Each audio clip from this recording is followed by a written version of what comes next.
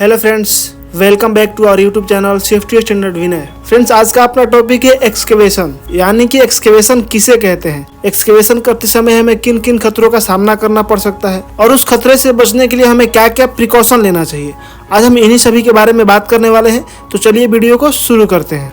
What is excavation, यानी कि excavation क्या है। मेकिंग ए होल और tunnel by digging the ground with the help of man और मशीन इज कॉल्ड एक्सकेवेशन, यानी कि इंसानों या मशीनों की हेल्प से हम किसी भी ग्राउंड को, किसी भी जमीन को खोदते हैं, वहाँ पे खड्डा करते हैं, उसे हम एक्सकेवेशन बोलते हैं। अब बात कर लेते हैं what is hazard in excavation, यानी कि हजार्ड क्या क्या हो सकते हैं एक्सकेवेशन के दौरान। सबसे पहला होगा अंडरग्राउंड यूटिलिटीज, यानी कि जहाँ पे आपको एक्सकेवेशन करना है उसके अंदर किसी भी प्रकार का यूटिलिटीज है, वो भी एक तरीके का हजार्ड है। इम्प्रॉपर एक्सेस और एग्रेस, एक्सकेवेशन किया हुआ खड्डे में आने और जाने का रास्ता नहीं है, वो भी एक तरीके का हजार्ड है। फॉल ऑफ सोइल, अगर आप मैनुअली कहीं पे एक्सकेवेशन कर रहे हैं तो वो मिट्टी है जो एक्सकेवेशन का जो वॉल है वो कोलैप्स हो सकता है, वो भी एक तरीके का हजार्ड है। Fall of material and person, किसी भी व्यक्ति या मटेरियल का गिरना भी एक तरीके का हजार्ड है। Collapse of soil in excavation, यानी कि मिट्टी का ढह जाना भी एक हजार्ड है। वाटर एक्यूमुलेटेड इन एक्सकेवेशन, अगर एक्सकेवेशन किए हुए जगह पे, खड्डे पे किसी भी प्रकार का पानी का जमाव हो रहा है, वो भी एक तरीके का हजार्ड है। बैड वेदर कंडीशन, अगर वेदर कंडीशन सही नहीं है तो वो भी एक तरीके का हजार्ड है। नेक्स्ट हजार्ड हो सकता है स्लिप एंड ट्रिप, यानी कि फिसलना या ठोकर लेके गिर जाना।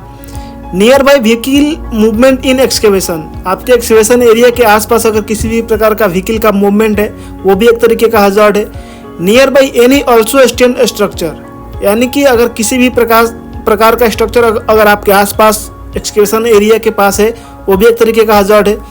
Damage equipment use in excavation, यानी कि खुदाई करते समय अगर किसी भी प्रकार का डैमेज इक्विपमेंट का आप यूज करते हो, वो भी एक तरीके का हजार्ड है। No tag provide in any equipment, जिस इक्विपमेंट को आप यूज कर रहे हो उस पर अगर टैग नहीं है तो वो भी एक तरीके का हजार्ड है।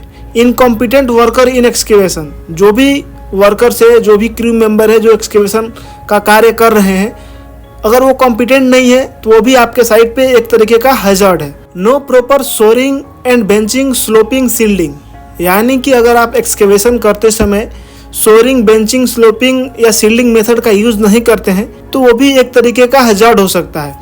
इम्प्रॉपर पीपीज, एक्सकेवेशन करते समय या एक्सकेवेशन के अंदर काम करते समय अगर आप प्रॉपर पीपीज का यूज नहीं करते हैं तो वो भी एक तरीके का हजार्ड हो सकता है। Without variegated and signage board in excavation area, आपके एक्सकेवेशन एरिया में अगर किसी भी प्रकार का साइनेज बोर्ड नहीं लगा है, उस एरिया को आपने बैरिकेड नहीं किया है, तो वो भी आपको एक तरीके का हजार्ड हो सकता है। फ्रेंड्स, अगर आप हमारे चैनल पे फर्स्ट टाइम विजिट किए हैं तो वीडियो को लाइक करके चैनल को सब्सक्राइब कर लीजिए, ताकि इन फ्यूचर जब भी मैं सेफ्टी से रिलेटेड कोई वीडियो अपलोड करूं तो उसका नोटिफिकेशन सबसे पहले आपके पास पहुंच सके और आप उसका फायदा उठा सको। अब बात कर लेते हैं what is precaution in excavation area. अभी तक आपने देखा कि क्या क्या हजार्ड है, अब उस हजार्ड से बचने के लिए हमें क्या क्या प्रिकॉशन लेना चाहिए जब भी हम एक्सकेवेशन करते हैं या एक्सकेवेशन एरिया में वर्क करते हैं। Work permit should be available, यानी कि आपका एक्सकेवेशन वर्क परमिट होना चाहिए। Check the underground utilities like oil pipe and chemical pipe, जो भी अंडरग्राउंड यूटिलिटीज है जैसे गैस का पाइपलाइन हो गया, केमिकल का पाइपलाइन हो गया या ऑयल का पाइपलाइन हो गया, उसको हमें चेक करना है। प्रॉपर